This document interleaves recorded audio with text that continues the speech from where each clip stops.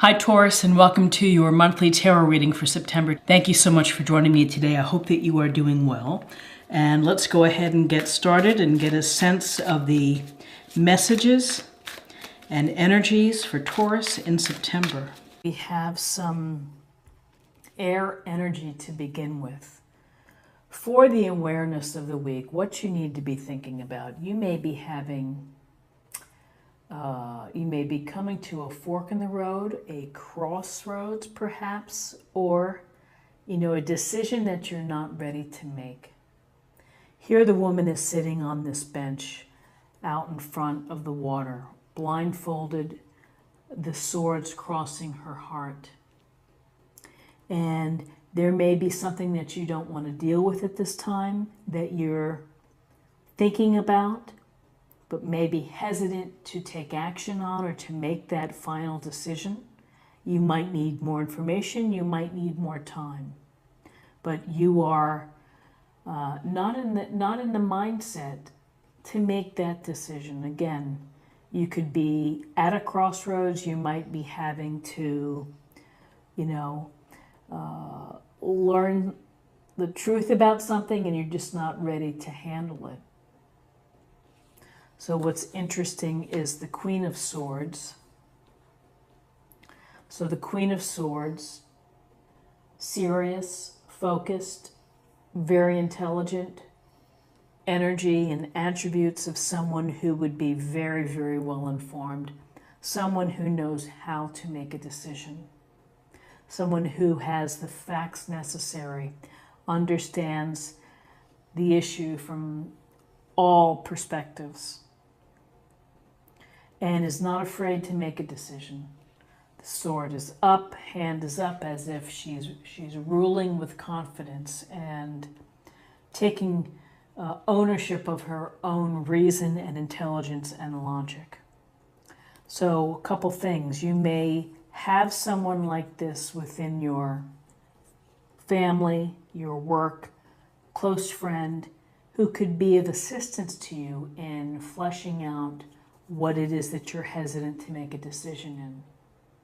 The Queen of Swords could also be someone who could, be making a determination. Maybe you have no control and she's making a decision that affects you. And, that's going to be that. She's going to rule not by emotion, but she's going to rule by the facts. So for some, if you're in a court matter or a mediation or whatever it may be in a negotiation, a decision might be out of your hands. Maybe someone's making it for you. So a couple ways to think about it. You could be getting help from someone like a Queen of Swords within your life to help you where you're at, feeling at this standstill.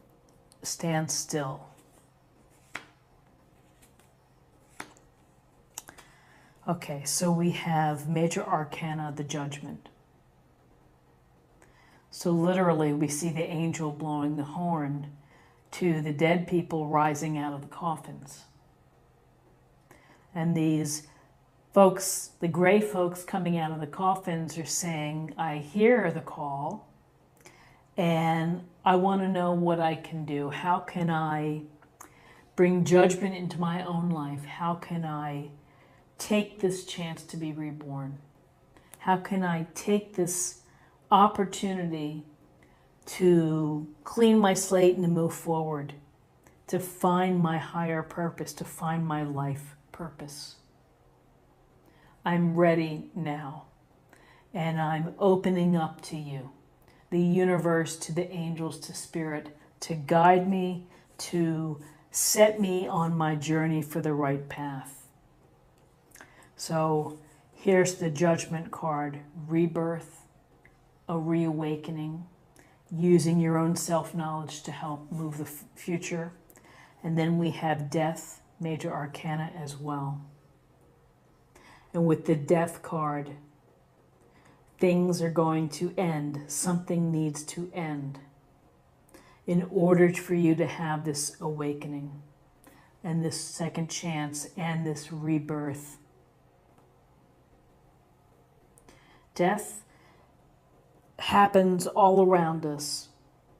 There's a finality in life. And we have to learn to live with that. And we have to understand that when things end or relationships die, a great job somehow gets pulled out from under you, and it feels like there's a death. There's a sense of really having to be reborn, of having to revisit your thinking in order to keep living and to keep living the life that's going to make you happy and make you feel fulfilled. So you're going to have to let something go. You're going to have to, you may be sad about it, you may be feeling grief, but you just have to let what's going to happen happen. Could be a relationship. Again, it could be anything. And there's going to be certainly an emotional component of it. But if you focus on the judgment, if you focus on the analysis and thinking about your life, and guess what? You get a clean slate to start fresh. You get to bathe yourself and cleanse yourself with the water in order to be reborn.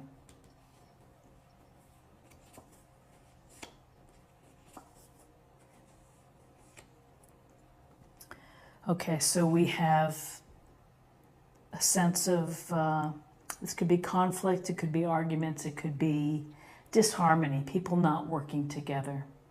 So this is like the daily pettiness of life sometimes with our relationships, where people are, being competitive or territorial, or, they want what you have, and there's no sense of working as a team. So, how do we get past this? Well, we just find a way to negotiate. We find a way to compromise. And again, here's the Six of Cups. At the heart of the Six of Cups is really about gentleness and kindness, of being gentle and kind without expectation of something in return. It's coming from a sincere and a good place, the act of kindness. You can see the child is giving the younger child a cup full of flowers.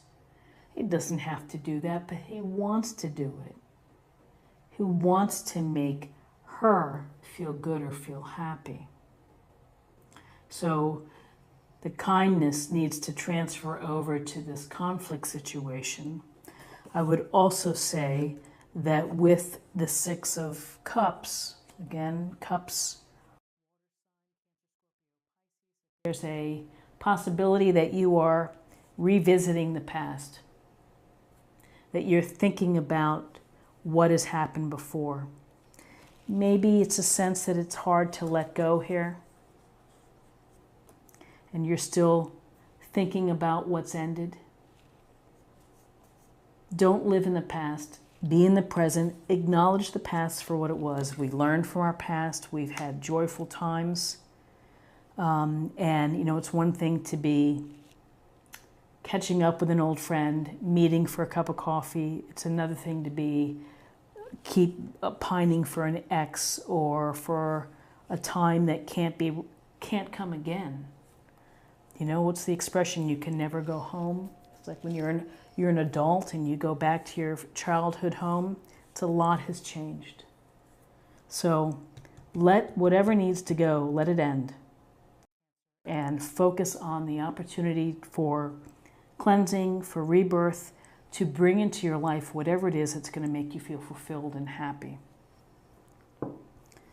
So now let's choose an oracle card for focus area or meditation point for the week.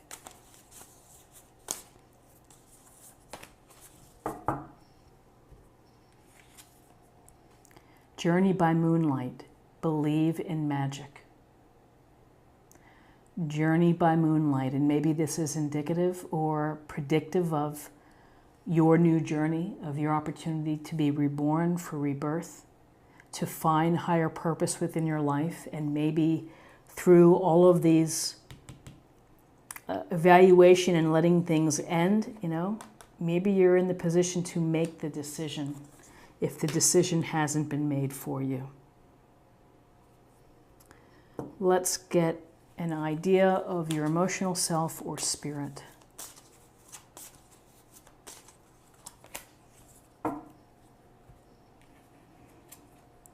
Intuitive nudges. Intuition is the language of the soul. We are all born aware with a profound sense of inner knowing.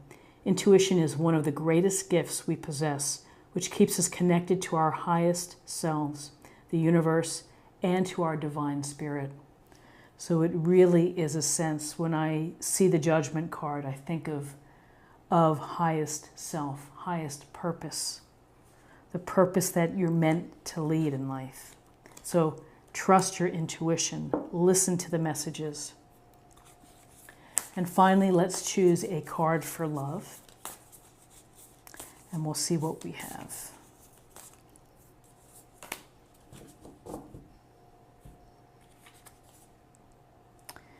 Show simple acts of kindness.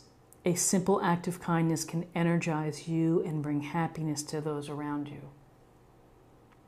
So I think this card showed up in another sign. And so we're getting really strong messages about being gentler and kinder with each other, of showing consideration and love and coming from a place of being sincere and genuine.